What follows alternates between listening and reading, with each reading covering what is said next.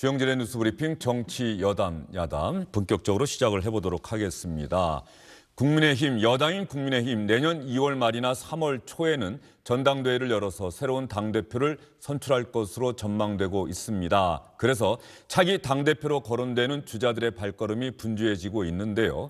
당 안팎에서 지금 당 내부에서 대표 경선을 준비하고 있는 정치인들보다 한동훈 법무부 장관이 당으로 들어와서 차기 당대표가 되는 게 어떻겠느냐. 수도권에서 인기가 있고 젊은 세대들에게도 인기가 있는 사람, 한동훈 법무부 장관이 적격이다. 이른바 한동훈 차출론이죠.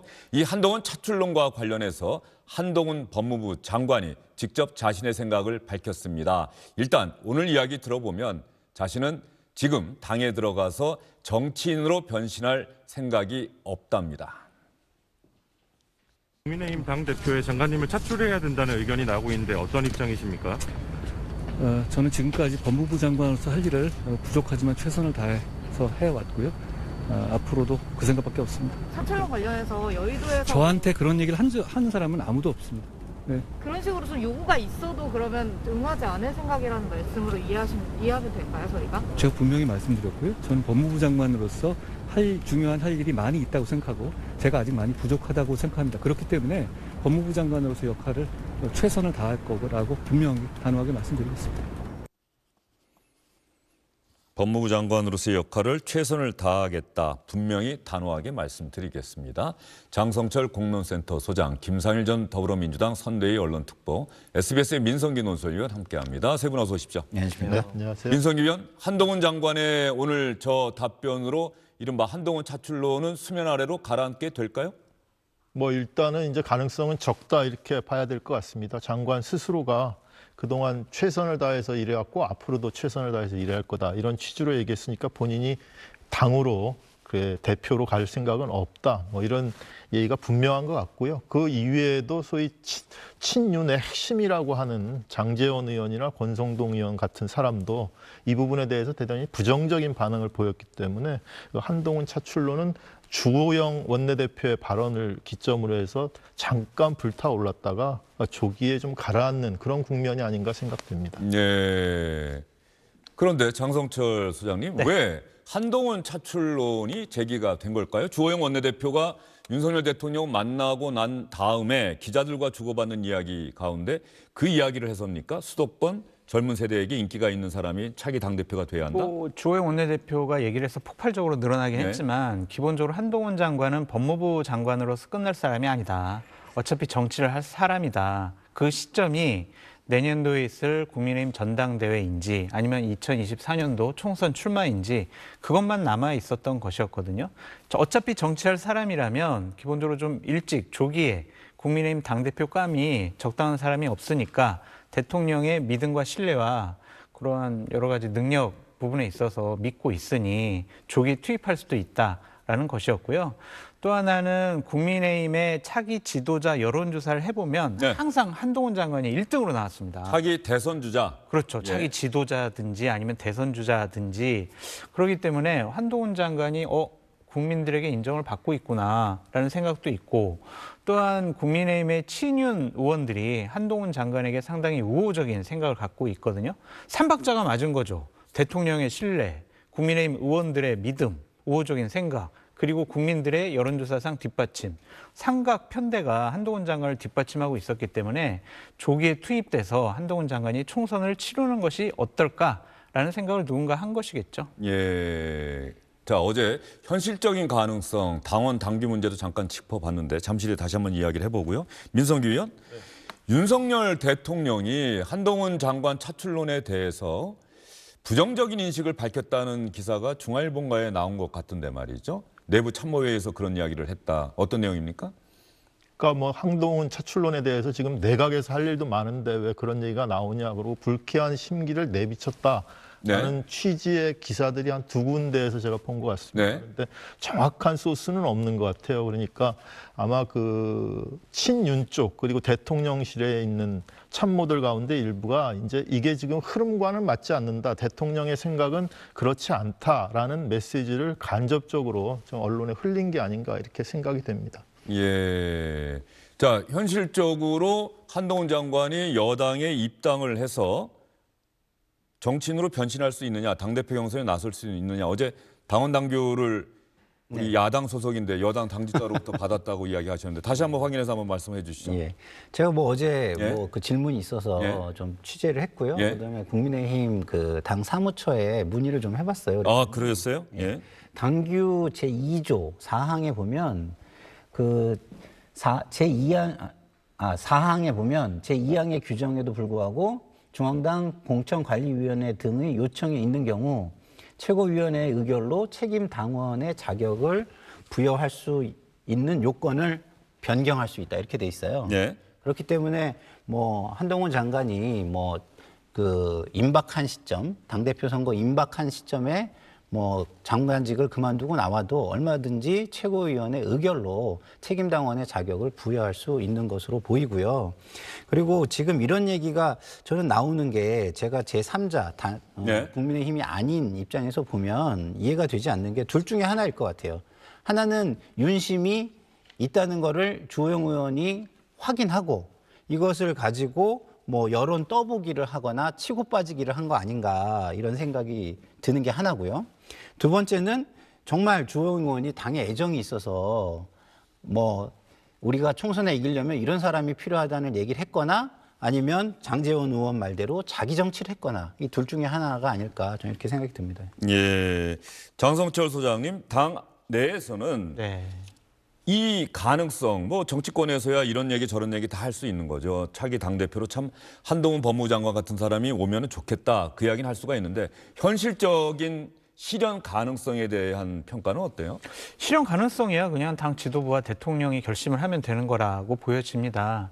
국민의힘에서 당대표 나갈 피선거권을 가지려면 3개월 동안 당비를 내야 하는 그래서 책임 당원만이 피선거권을 가질 수 있지만 최고위원회 의결로서 김상일 특보가 얘기를 잘 해주셨듯이 최고위원회 의결로서 책임 당원 그 권한을 부여할 수가 있거든요.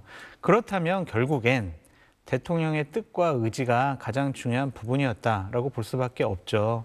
지금 국민의힘의 전당대회에 나가서 당대표가 되려고 하는 후보군들을 봤을 땐 대통령이나 아니면 윤핵관들이나 아니면은 현재 국민의힘 의원들 중에 썩 그렇게 저 사람이야 라고 생각하는 분이 없는 것 같습니다.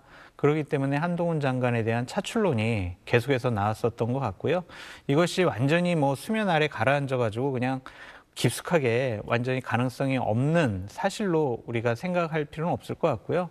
어차피 한동훈 장관은 게임에 나갈 수밖에 없어요. 그래서 선발 투수냐, 중간 개투냐, 아니면 마무리 투수로 나올 것이냐 이런 시점상의 문제이지 정치를 안 할 거야. 계속 법무부 장관만 할 거야. 그렇게 생각하기에는 상당히 어렵다라고 말씀드립니다. 어쨌든 이번 전당대회 내년 2월 말이나 3월 초로 예상되는 전당대회에 한동훈 장관이 나가는 것은 오늘 한동훈 장관의 답변으로 이제는 물 건너갔다. 가능성은 좀 낮아졌죠, 많이. 없어졌다가 아니고 낮아졌답니다. 가능성은 낮아진 거죠. 근데 정치는 하도 변수가 많으니까요. 갑작스럽게 정말 대통령께서 현재 후보군들 나 다 못 믿겠어. 그리고 다 능력이 없는 것 같아. 한동훈 장관, 당신이 가서 좀 당대표로 좀 나가서 당을 개혁을 하고 공천도 한번 제대로 해봐.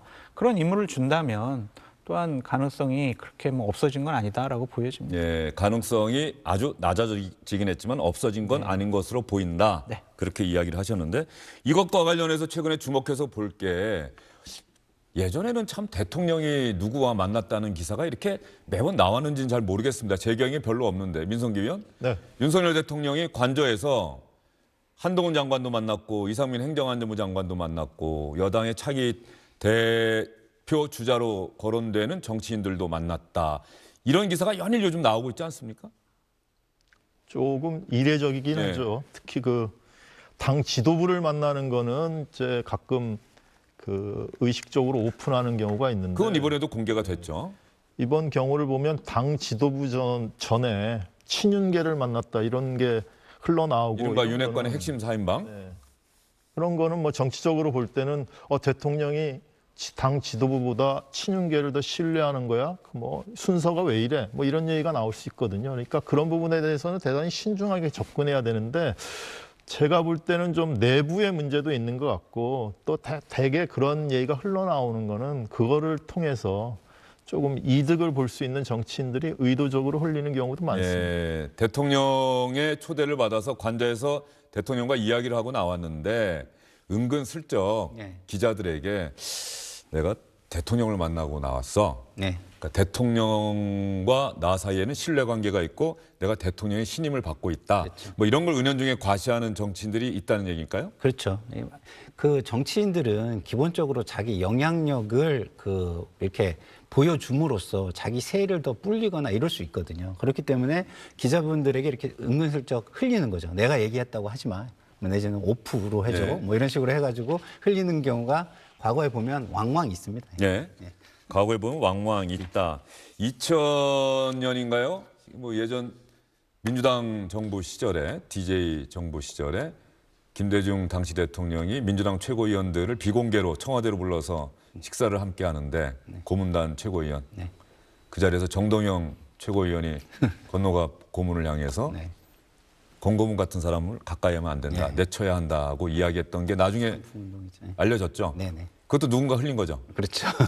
누가 흘렸는지 지금은 얘기할 수 있습니까? 아니 뭐 저는 예. 뭐 얘기할 수 없고요. 저는 예. 이제 관계가 있지 않습니까? 예. 그래서 그거는 제 예의에 맞지 않는 예. 것 같고 어쨌든 그때 그게 그 당시 모임이 민주당 내부, 여당 내부의 권력 구도에 상당한 영향과 파장을 일으킨 사안이란 말이에요. 그렇죠. 예, 정풍 운동으로 예. 이어지고 예. 예. 권 고문이 또 이제 뭐 이선 후퇴 선언하고 뭐 이런 걸로 이어졌으니까요. 예.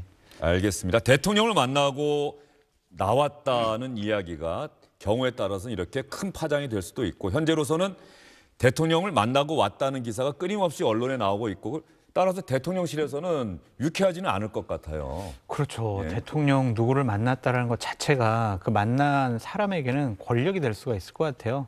대통령이 이렇게 말씀하셨어라고 하면 그걸 어떻게 확인할 겁니까? 그렇기 때문에 이 부분이 만나서 소통하는 그리고 많은 사람들의 얘기를 듣는 그러한 대통령의 모습은 좋지만 자꾸 이런 만남들이 알려지고 누설되고 뭐 많은 국민들이 알게 되고 이런 것들은 좀 부적절하다라고 볼 수밖에 없고요. 저는 대통령께서 앞으로도 많은 분들을 관저에서 만났으면 좋겠다라는 좀 생각이 들어요. 하지만 자꾸 축소하는 모양새를 취하진 않았으면 좋겠어요. 우리 사람, 편한 사람, 내가 가까이 하고 싶은 사람 그런 사람들만 만난다면 대통령의 권력과 권한 그리고 인식이 상당히 좀 축소되고 왜소화될 가능성이 높아요. 대통령이 하시는 말씀과 행동은 다 정치 아니겠습니까? 정치는 국민들에게 감동을 줘야 하거든요.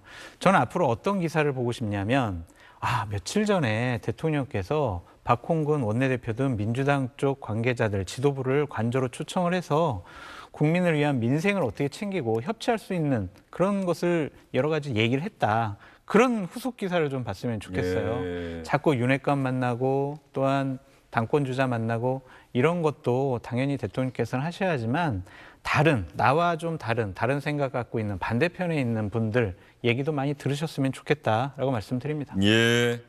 그 언론 보도가 어느 특정 언론에 또 보도가 되면은 다른 정치부 기자들은 또 난리가 나겠죠. 네, 예. 윤석열 대통령이 야당 지도부, 야당 인사들과도 관저에서 만나서 식사를 함께 하면서 앞으로 정책, 현안, 입법 사안에 대해서 협조를 요청했고 야당 지도부는 또 협조할 것은 협조하겠다고 이야기했다는 이런 기사 한번 봤으면 좋겠다. 예, 아마 시청자 여러분께서도 같은 마음이시라 생각이 됩니다. 이른바 한동훈 차출론에 관련해서 한동훈 장관 스스로 선을 그었습니다. 그런데 그 한동훈 차출론이 나오게 된 계기가 주호영 국민의힘 원내대표의 수도권 그리고 젊은 세대인 MZ세대의 인기가 있어야 한다는 발언 때문이었는데요. 오늘 여당에서 상당히 많은 의원들이 관련한 이야기를 했습니다. 주호영 원내대표 발언에 대해서 먼저 권성동 국민의힘 의원, 윤핵관의 핵심으로 불리죠. 권성동 의원이 주호영 원내대표의 발언을 비판했다는 그런 내용이 오늘 들어왔는데요. 주호영 발언을 비판하고 또 한동훈 차출론에 대해서는 어떤 인식을 드러냈는지 한번 들어볼까요? 우리 당이 지향할 바는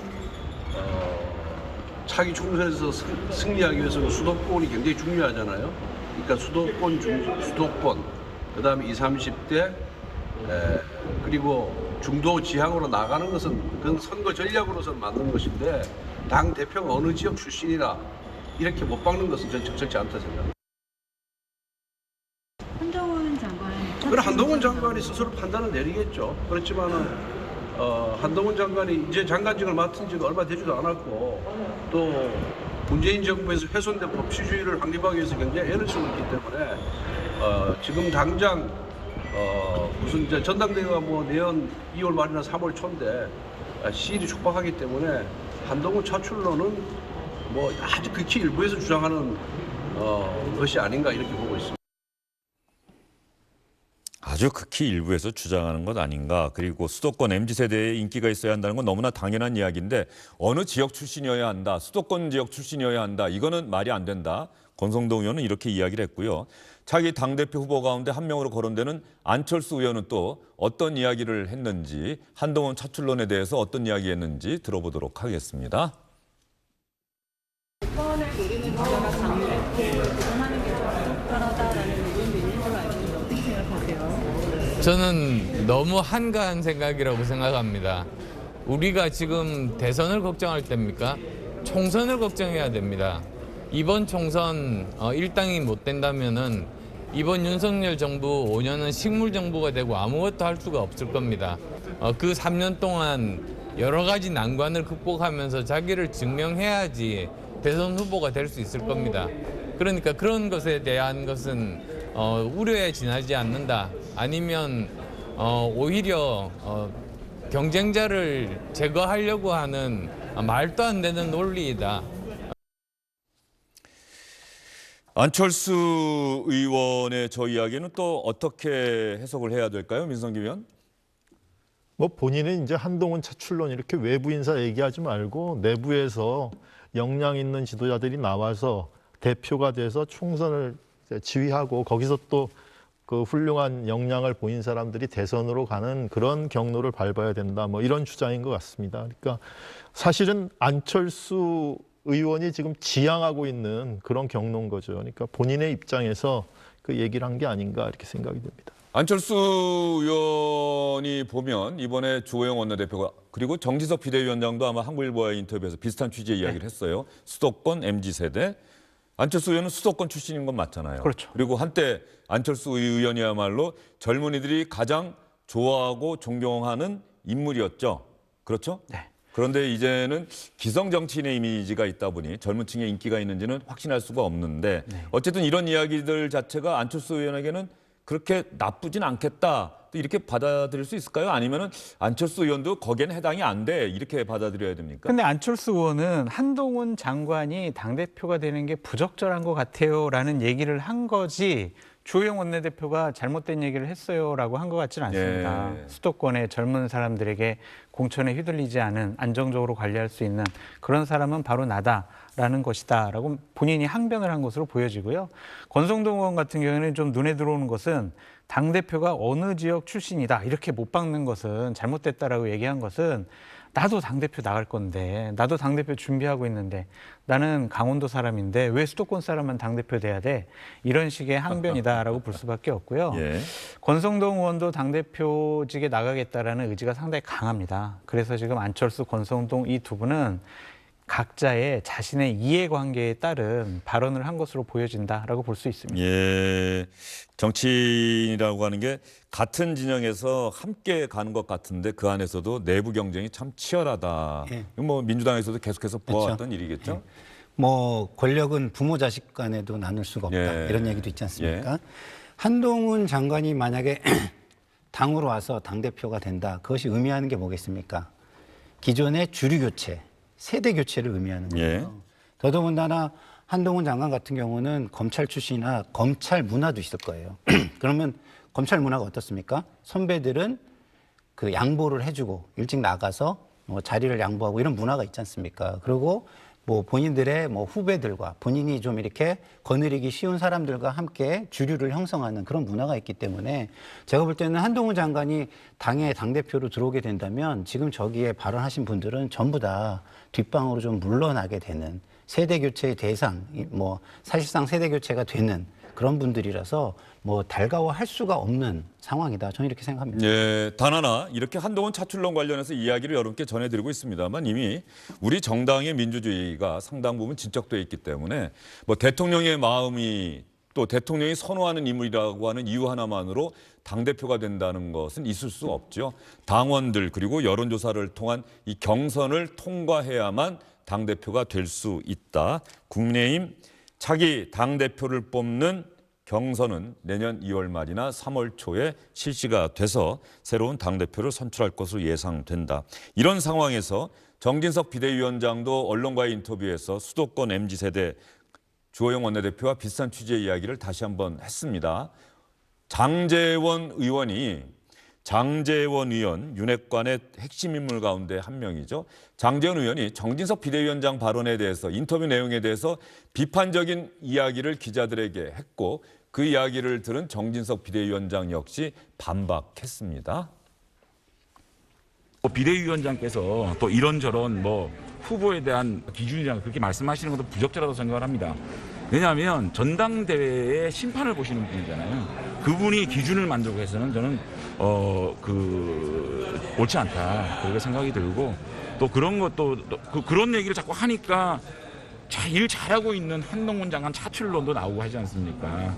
전 우리 대통령께서는 그런 생각이 전혀 없다고 생각합니다. 우리가 정말 총선 승리를 위해서는 MZ세대, 미래세대라는 새로운 물결과 함께하면서 총선 승리를 기약해야 된다. 그러기 위해서는 우리가 그들과 공감하는 것부터 시작을 해야 된다라는 이야기입니다. 집권 여당의 자세에 대한 이야기지 인물에 대한 이야기가 아닌 것이에요.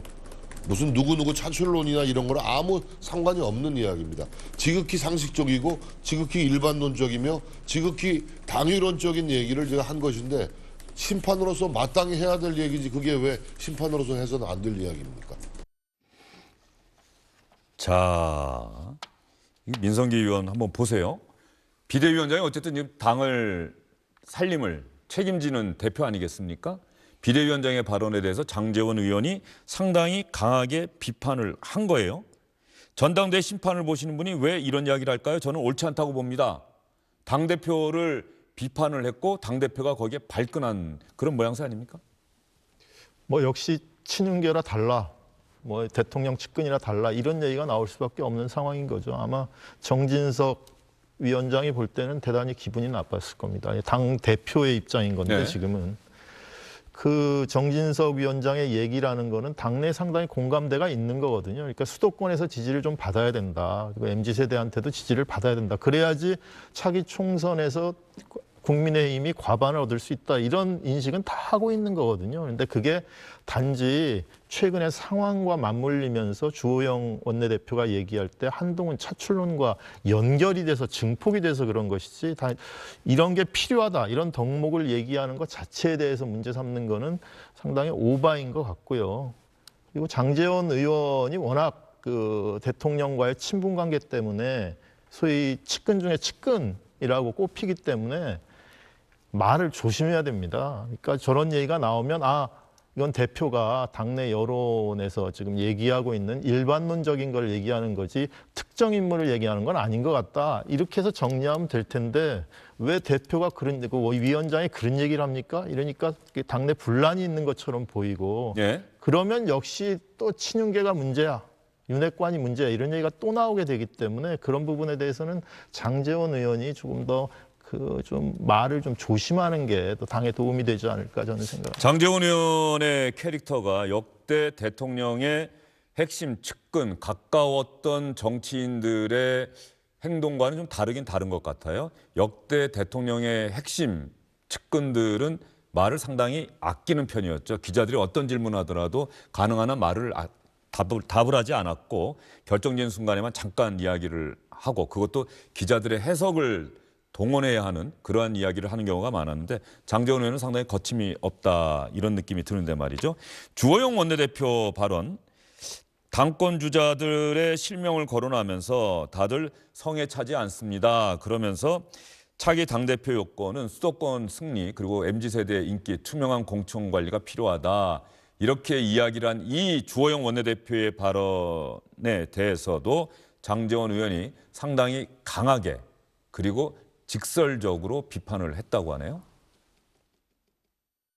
글쎄, 저는 어떤 의도로 어떤 생각으로 그런 말씀을 하시는 도저히 이해가 안 갑니다. 지금 원내 관련돼서 얼마나 현안이 많아요. 굳이 그렇게 안 해도 될 말씀을 해가지고 우리 당의 모습만 자꾸 작아지는 그렇게 한 이유를 모르겠고요. 성에 차지 않는다는 뭐 그런 표현들을 뭐 윤심이 담겼다고 얘기를 하는데 우리 대통령께서는 우리 전당대회 후보를 두고 성에 차지 않는다 그런 말씀을 하시지 않을 거라고 보고요.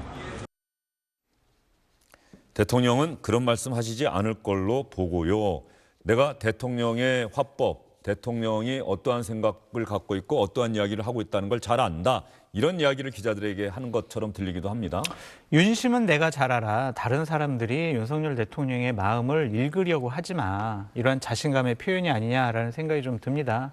지난달에 대통령과 만남으로써 다시 신뢰관계를 회복하고 신임을 다시 받았다라는 생각으로 지금 자신감 있게 특히 전당대회, 당권 문제와 관련해서는 본인의 생각을 아주 가감없이 얘기를 하고 있는 모습으로 보여지는데요.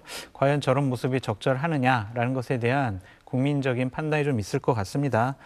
결국에 정진석 비대위원장도 공격을 하고 주호영 원내대표에 대해서도 저격을 하는 것을 보면 전당대회에서 당대표는 내가 주도권을 갖고 내가 영향력을 발휘해서 우리 친윤 그룹에서 당대표를 만들 거야. 그러니까 다른 사람들은 우리 영역을 침범하지 마.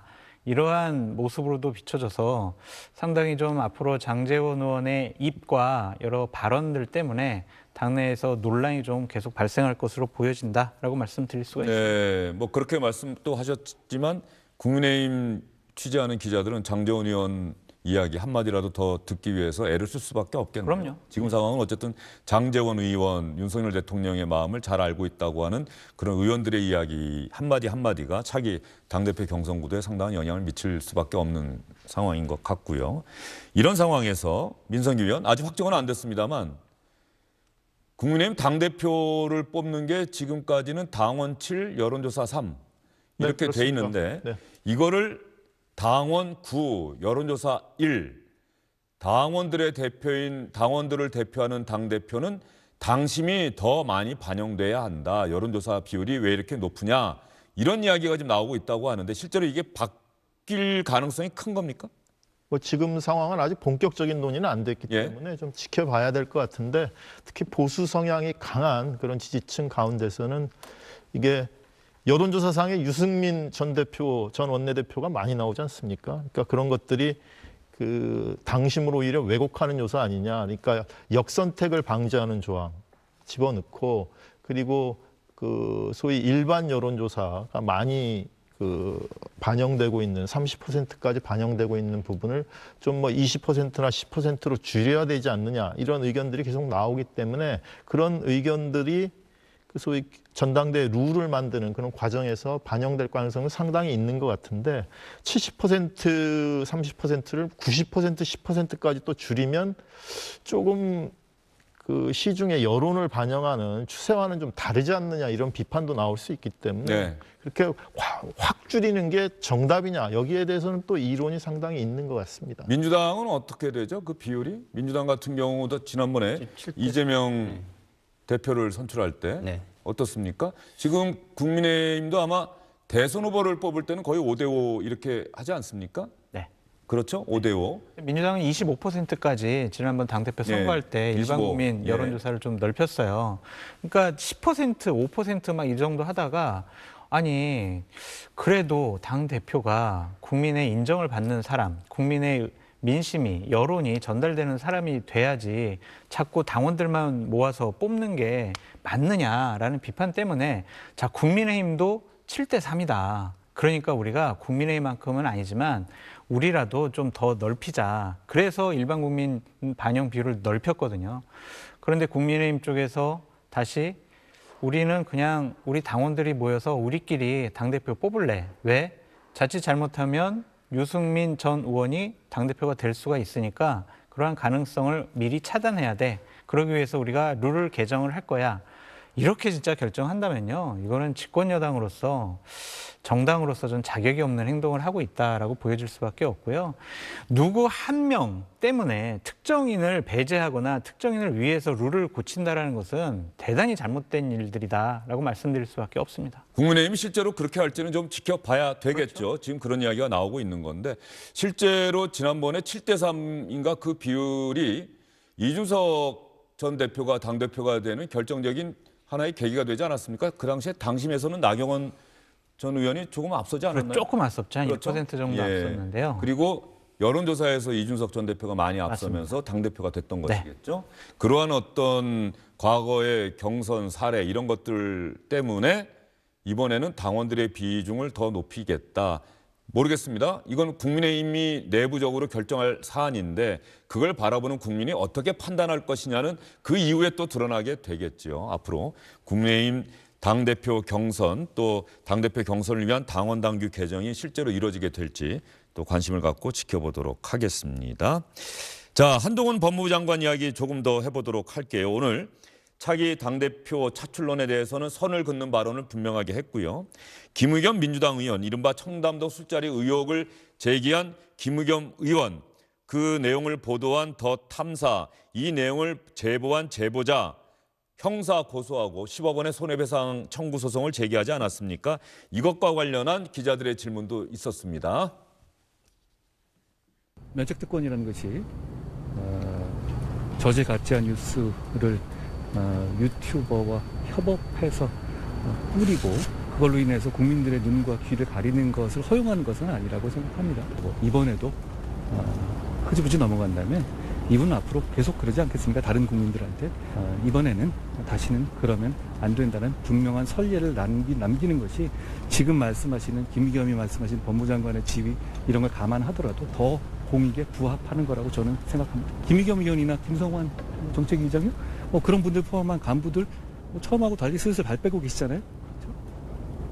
그분들이 아주 희미한 가능성이라도 있으면 절대 그렇게 하실 분들 아니잖아요. 우리 다 알지 않습니까?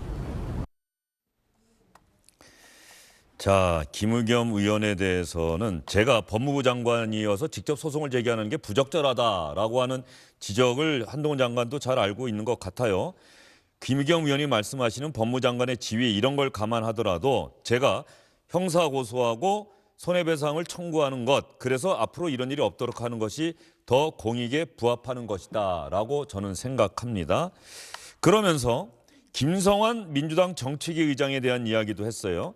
김성환 정책위 의장이 아마 김의겸 의원이 이 의혹을 제기하고 그다음에 이 내용이 사실이라고 한다면 제2의 국정농단이다 이런 취지의 이야기를 했었거든요. 김성환 정책위 의장은 그 제보자가 사실은 거짓말이었습니다라고 경찰 조사에서 얘기했다. 이 내용이 언론에 보도가 되자 이런 이야기를 했어요. 첼리스트가 경찰 조사에서 한 이야기가 진실인지 당시 남자친구에게 한 말이 객관적인지 판단하기 쉽지 않다. 진실이 밝혀지는 것에 따라서 유감 표명할 게 있으면 하겠다. 그랬더니 한동훈 장관이 지금 그분들이 처음하고 다르게 슬슬 발 빼고 계시잖아요. 아주 희미한 가능성이라도 있으면 절대 그렇게 하실 분들이 아니잖아요. 우리가 알지 않습니까? 자, 김성환 정책위 의장도 유감 표명이 있어야 한다라고 하는 민성기 의원 그런 요구가 있는 모양이에요. 한동훈 장관 입장에서는 하여튼 본인에 대해서 가짜 뉴스가 나왔다고 생각하는 거고 그걸 공당의 정책위 의장이 공식 석상에서 발언한 거기 때문에 지금 뭐 명확한 수사 결과가 나오진 않았지만 언론 보도를 보면은 지금 그 문제의 첼리스트가 이게 거짓말이었다라고 얘기했다는 보도가 계속 나오고 있고 이를 부인하는 그런 반박이 안 나오고 있기 때문에 사실은 그 의혹 자체가 성립이 안 됐을 가능성이 높거든요. 그러니까 그런 상황이라면 민주당의 고위 당직자가 공식 회의에서 언급하지 한 거니까 그 부분에 대해서는 정치인으로서 그 최소한 유감 표명이라도 하면서 책임을 져야 된다 이런 취지의 얘기로 지금 들리고 있습니다. 네, 사실은 필요해요. 정치인들은 특히 상대당을 견제하기 위해서 할 수 있는 이야기 다 할 수 있죠. 그런데 그 이야기가 사실이 아니라면 사실이 아닌 이야기를 한 것에 대해서는 미안하게 생각한다. 우리가 볼 때는 이러저러한 근거가 있었다고 생각했는데 결정적으로 지금 와서 보니까 사실이 아니다. 그러면 이건 정말 미안하게 됐다. 이 정도는 해야 되는 것 아닙니까? 그렇죠. 특히나 의혹 제기의 근거였던 첼리스트가 어쨌든 경찰에 가서 그런 진술을 했다고 이야기가 지금 나오잖아요. 그러면 그것이 확인이 안 됐다 하더라도 그것이 사실이라는 전제 하에 뭐 사과를 한다고 무슨 손해가 있겠습니까? 오히려 국민들이 볼 때는 굉장히 상식적이구나. 그리고 뭐 정치를 바르게 하는구나. 이렇게 생각하지 않겠습니까? 그 자기의 지지율이 떨어지거나 저는 그럴 거라고 생각하지 않아요. 네. 혹여 뭐 강성 지지층에서 왜 그랬냐 이런 비난이 있을 수 있어서 그것을 우려해서 한다면 제가 볼 때는 굉장히 단견이다 이렇게 말씀을 드릴 수밖에 없는 거고요. 그리고 그 한동훈 장관 얘기도 좀 해도 되나요? 좀 전에 뭐 말씀하셨지만 뭐 어떤 이야기요? 아니 뭐 본인이 이렇게 공익에 더 부합한다 고발하는 게 이렇게 얘기하셨는데 저는 저거 굉장히 위험한 생각이라고 생각해요. 왜냐하면 그건 당신의 생각이고요. 힘에는 정말 절제가 필요합니다. 그 이유가 뭐냐면 힘을 쓰는 게 너무 쉽기 때문이죠. 왜냐하면 저희가 이제 미끄러운 경사면 이론이라는 게 있지 않습니까? 우리가 미끄러운 경사가 있을 때 한 발만 여기 디디고 쓰면 괜찮을 것 같아서 여기 한 발을 디디는 순간 어떻게 되냐? 저 밑에까지 미끄러져서 굴러떨어지게 된다는 이론이거든요. 힘이 그렇습니다. 힘이. 한번 쉽게 사용을 하면 더 쉽게 쓰게 돼 있는 거거든요. 그래서 힘이 있는 사람은 굉장히 절제를 필요로 하는 거고 더더군다나 그 자리가 법무부 장관이라면 더더욱이 그렇다. 이런 말씀을 꼭 드리고 싶습니다. 자, 김상일 전 특보 이야기에 대해서 장석철 소장은 어떤 생각을 갖고 계세요? 법무부 장관이 법적인 조치를 취하는 것은 잘못됐고 국회의원은 허위와 거짓으로 인해서 장관의 명예를 훼손하는 것은 그냥 면책 특권이 있으니까 괜찮다. 국회의원은 뭐든지 물어볼 수 있다. 이런 논리는 좀 성립하지 않는 것 같습니다. 그런 논리를 전 얘기하는 저는 뭐 김상일 특보님의 얘기에 대해서 반박하는 게 아니고 제 얘기를 하는 거니까요. 네. 그러니까 이러한 부분과 관련해서 최소한의 기본적인 사실관계를 확인했어야 했고 또한 첼리스트가 이거 사실 아니에요. 거짓말이었어요. 라고 했다면 제대로 된 사과를 했어야 한다라고 말씀을 드립니다. 한동훈 장관에 대한 사과하지 않았습니다. 그냥 윤석열 대통령 등 관련자들에게 유감을 표명합니다. 라고 했고요. 유감은 정말 사과가 아니다. 라고 말씀을 드립니다. 기본적으로 면책특권 얘기하는데요. 면책특권은 국회 내에서 직무상 행한 발언과 표결과 관련해서 국한되는 겁니다.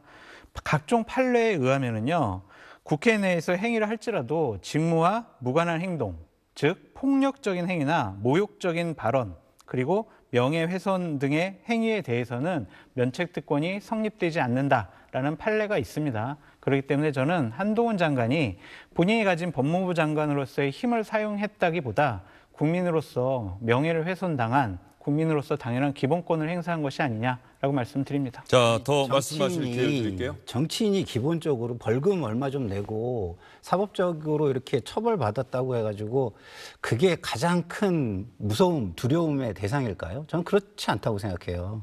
정치인에게 더 무서운 거는요, 국민에게 자신의 말과 언어에 신뢰를 잃는 거예요. 네. 김우겸 의원은 계속 저렇게 하시면은 지금도 많이 잃었지만 언어에 본인이 하는 말과 언어의 신뢰가 엄청나게 떨어질 수밖에 없어요. 정치인으로서는 가치가 없는 거죠. 정치인으로서의 가치 자체가 사라지고 있다. 이걸 훨씬 더 두려워해야 하기 때문에 저는 계속 이렇게 하는 부분을 한동훈 장관이 억울하게 당하고 있구나라는 어떤 그런 것만 가지고도 저는 이미 김우겸 의원은 더 큰 뭐랄까요? 죄값을 받고 있는, 죄값이라는 표현은 좀 안 맞고 책임을 지고 있는 것이다. 저는 이렇게 생각합니다. 예. 그 말씀도 맞는데 아직도 김우겸 의원은 국회 내에서 또한 정당에서 대변인 역할을 맡고 있고 국회에서 법사위에서 한동훈 법무부 장관을 향해서 여러 가지 또 질문도 하고 의혹 제기도 하고 있지 않습니까? 그런 거에 대한 어떠한 좀 최소한의 조치는 필요하지 않을까라는 좀 생각이 들고요. 지난번 윤석열 대통령이 검찰총장 시절에 한겨레 신문사에서 거짓으로 인한 허위로 인한 보도를 한 것에 대해서 소를 제기를 했어요. 그럴 때 많은 국회의원들이 검찰총장이 그 힘을 이용해서 소제기하면 안 된다.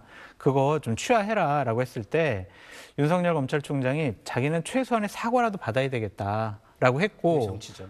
한겨레 신문사에서는 거의 비슷한 수준으로 해서 사과 정정보도문을 냈어요. 김우겸 의원 지금 그러지 않고 있잖아요. 그냥 자기가 뭘 잘못했냐 이러고 더 탐사는 우리는 법정에서 끝까지 진실을 밝히겠습니다. 자신들이 잘못했다고 얘기 안 하잖아요.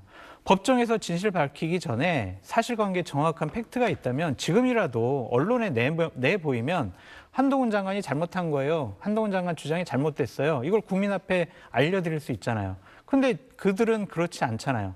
장관이라고 참아요. 이것은 옳지 못한 것 같다라고 말씀드립니다. 이건 네. 언론의 횡포다라고 말씀드릴 수밖에 없어요. 네? 어디의 횡포다? 언론과 국회의원의 횡포다라고 말씀드릴 수밖에 없습니다. 언론이라고 해서 너무 또 일반화시키는 것 같아서. 아니, 더탐사라는 예, 예, 인터넷 언론. 예, 네. 알겠습니다.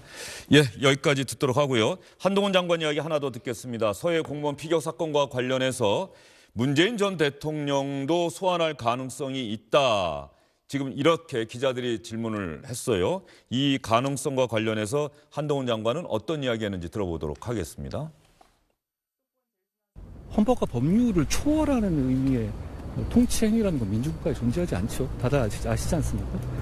검찰에서 투명하고 공정하게 수사할 거라고 생각합니다. 장관님 그리고 제 기억으로는 문 전 대통령께서 대북송금 특검 당시 민정수석이셨는데요. 그때 김대중 전 대통령께서 관여한 것이 드러난다면 유감스럽지만 책임을 지셔야 한다. 이런 말씀도 하셨던 걸로 좀 기억하는데요. 제 생각엔 검찰에서 투명하고 공정하게 수사할 것이라고 생각합니다. 헌법과 법률을 초월하는 의미의 통치 행위라는 것은 민주주의 국가에 존재하지 않죠. 기자분들 다들 아시지 않습니까? 민성기 의원? 네. 하겠다. 검찰이 알아서 하겠습니다만 검찰이 소환하면 소환하는 거죠. 뭐 이런 취지인가요? 뭐 그렇다기보다는 좀 원칙을 얘기한 게 네, 어떤 의미입니까? 원칙을 얘기한 게 네. 아닌가 싶습니다. 그러니까 지금 그와 관련된 수사가 증거에 따라서 어떤 정책적 판단보다는 행위의 잘못을 지금 쫓아가고 있는 수사다. 예. 그러니까 지금 최근에 문 전 대통령이 뭐 도를 넘지 말라 뭐 이런 얘기도 했고 그리고 전에는 또 뭐 무리하다 이런 얘기도 하지 않았습니까? 그러니까 소위 법과 원칙에 따라서 수사하는 거에 대해서 전직 대통령이라고 자유로울 수가 없으니 자꾸만 그런 과잉된 반응을 보이지 말라. 뭐 이런 취지의 얘기가 아닌가 싶습니다. 예. 한동훈 장관이 한 이야기 가운데 문재인 전 대통령이 민정수석 당시 이른바 대북송금과 관련한 특검이 논란이 됐을 때 당시 김대중 전 대통령께서 관여한 것이 드러난다면 유감스럽지만 책임을 지셔야 한다. 이런 말씀도 하셨던 것으로 저는 기억하는데요. 라고 이야기를 했는데 제가 열심히 찾아봤어요. 2003년 기사 검색까지 해서 찾아봤는데 일단 이런 취지로 문재인 전 대통령이 얘기한 것은 제가 찾지를 못했습니다. 다만 2003년에 당시 특검을 연장할 것이냐 이럴 때 노무현 당시 대통령이 특검 연장에는 반대한다는 의사를 문재인 당시 민정수석이 브리핑을 했는데 그때 김대중 전 대통령에 대한 조사 문제에 대해서는 1억 달러의 성격은 재판을 통해 분명히 규명될 것이고 그것이 과연 사법적인 심사의 대상인지 또는 고도로 외교적인 행위이기 때문에 면책되어야 할 것인지 하는 부분은 법원에서 가려질 것입니다. 전직 대통령에 대한 조사는 국민이 납득할 수 있을 만큼 그런 뚜렷한 범죄 혐의 없이 그렇게 가볍게 쉽게 조사되어서는 안 됩니다. 한동훈 장관이 한 이야기하고는 좀 다른 이야기를 당시에 문재인 민정수석이 한 것으로 저는 봤거든요. 지금 한동훈 장관이 한 이야기는 저는 아직 못 찾았어요. 이런 취지로 한 이야기는. 저는 지금 한동훈 장관이 저거를 좀 더 확인을 한번 해봐야 된다고 생각을 하고요. 그리고 거기에 더해서 저렇게 말씀하시는 게 정말 부적절하다고 생각해요. 왜냐하면 지금요 검찰총장이 보이지 않습니다. 사실상 한동훈 장관의 말대로 검찰이 흘러간다는 느낌이 많아요. 그건 뭐냐? 검찰총장은 원래 기자들에게 이야기를 안 하죠. 검찰총장은 안 하죠. 안 보이는 게 어떤 면에서는 맞죠. 아니 그래도 이런 이야기를 만약에 하게 된다면 검찰총장이 하죠. 하게 된다면. 그리고 법무부 장관도 기본적으로 저런 구체적인 얘기는 저는 안 하는 거로 알고 있습니다. 그동안 제 경험으로는. 제가 경험이 좀 짧은지 모르겠는데. 그런 경험으로요? 네.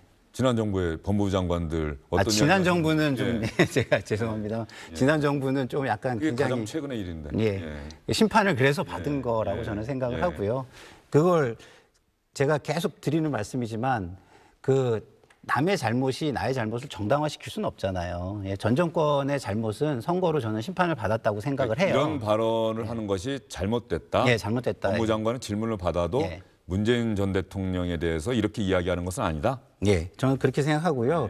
그리고 더더군다나 지금 검찰의 수사 라인을 누가 인사를 했습니까? 눈빛만 봐도 안다는 사람들로 한동훈 장관이 전부 다 인사를 했어요.